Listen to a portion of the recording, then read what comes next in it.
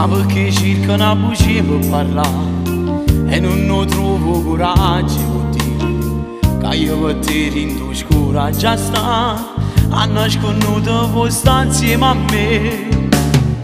Non ti spogliamo più solo parlare, a che mi serve una ora con te. Ormai sta maschera tu da levare e fa l'attrice può pure evitare. Tu sei sposato, non ti può negare, me l'hanno detto tutta la verità. Mentre ti scorno ma come si fa a brucio cuore che amore darà. Tu non si degna nemmeno, hai di disprezzo perché lo che sei.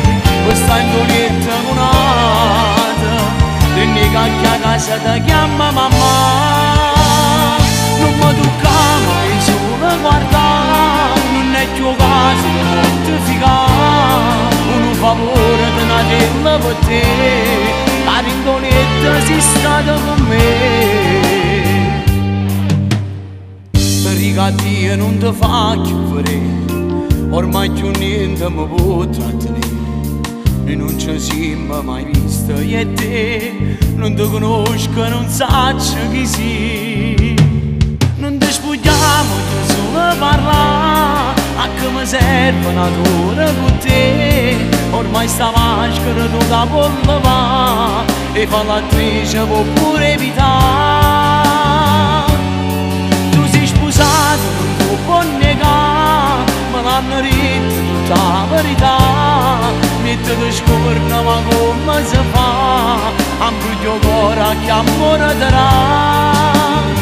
Tu non si degna nemmeno, hai di disprezzo perché lo che sei.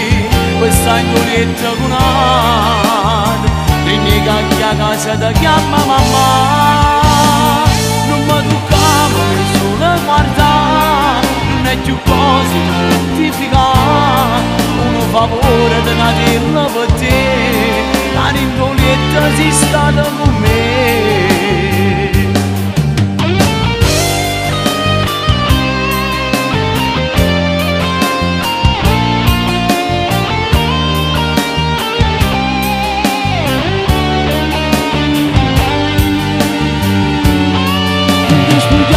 Che solo parlare, a che mi serve una ora con te. Ormai sta maschera tu da levare e fa l'attrice può pure evitare. Non ti spiegavo che solo parlare. Ed era una grande attrice all'ultimo lavoro Bambola.